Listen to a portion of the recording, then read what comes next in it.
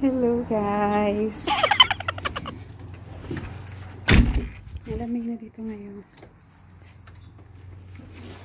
Aanin na namin ngayon yung aming sweet potato.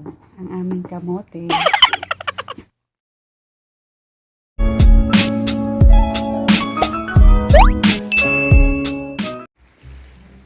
So, ayan po yung aming garden. Pupunta tayo sa likod.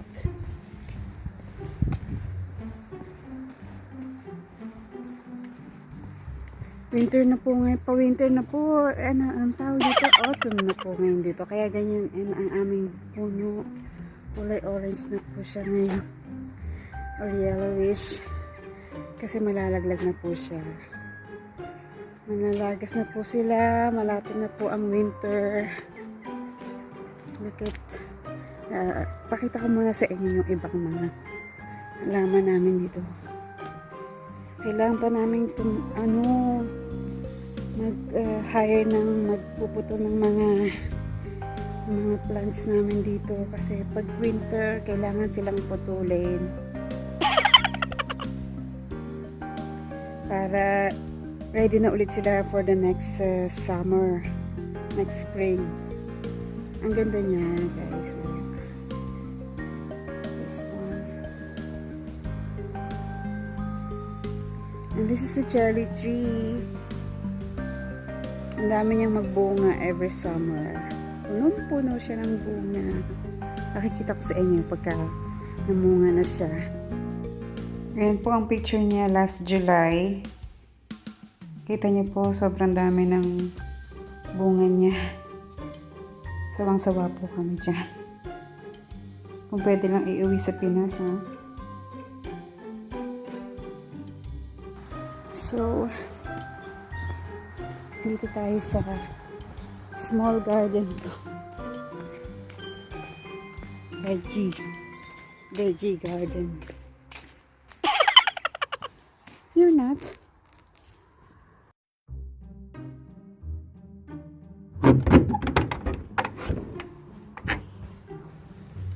Yung aking tomatoes.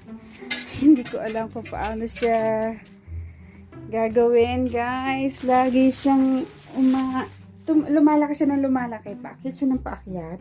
Hindi ako marunong magtanim ng tomato. At saka yung sili ko. Hindi ko alam kung bakit siya tumaas ng ganyang kataas. You look, yeah. From the ground until the ceiling ng aking ginawang green tree. Tapos ito yung ibang tomatoes. Hindi ako marunong, guys. Paano ba magtanim ng tomatoes? Kailangan ko na itong pitasin. Ayan, okay naman siya. Maganda siya, diba?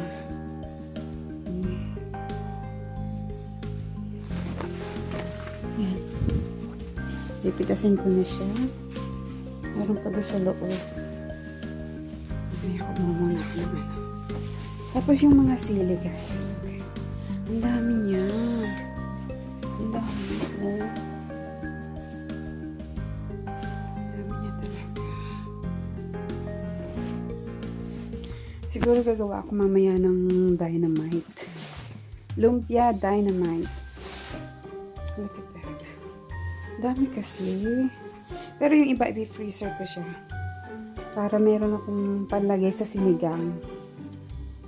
Mas mamaya ititinola ko rin yung dahon. Diba, guys? So, dito tayo sa kabila. Sarado natin yan. Here. Ito yung kamote ko. Hindi siya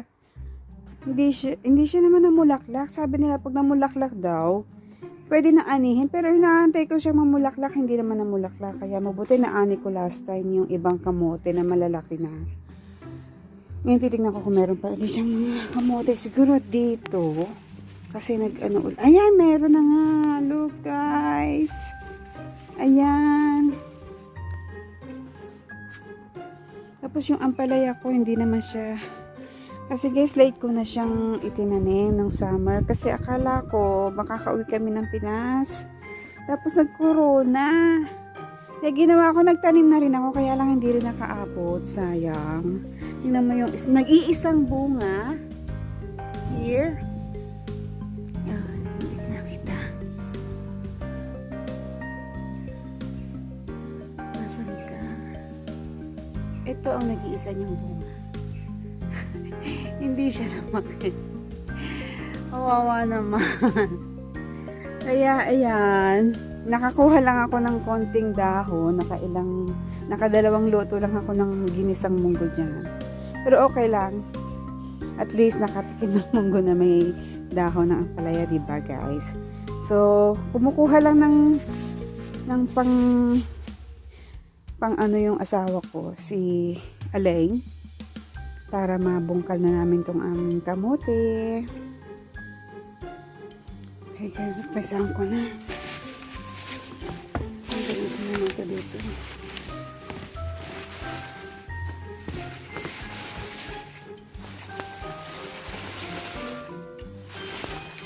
Ang konti lang din pala. Ito siya.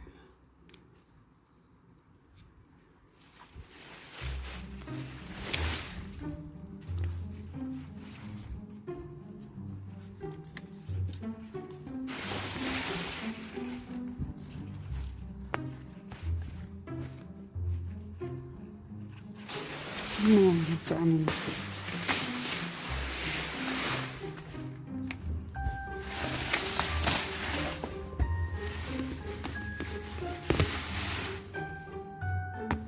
Ay, bali ko.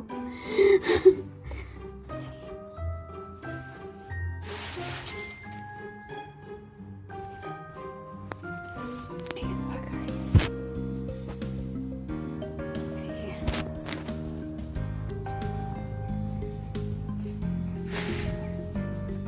Oh, madami. Madami siya persik, diba? So, persik. Ay, nee. So hier. Ik ben bang dat je dat...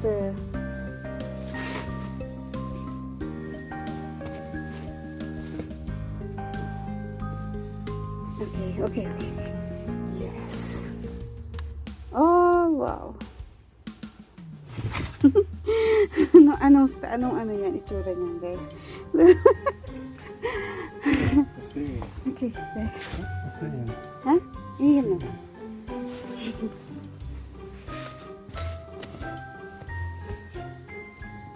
Ay. Okay. Oh, wow. Ang laki na naman. Ano ba yan? Ah, yeah. Wow. Look at that. Ano kung beche natin sa kanto?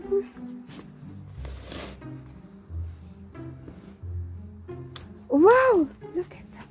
Akala ko wala na, guys. Ay, okay. Ito lang kasi, guys, yung binili ko na. Oh, safety papa. Ah, siya yung habit. Yaban, oh,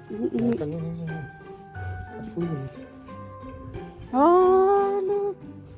Na ano niya, natapos niya yun. Kalo. Here, see? Miskin hindi sa kanan.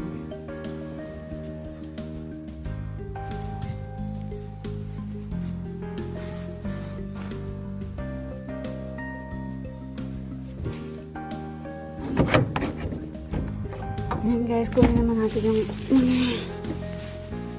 sili at kamatis.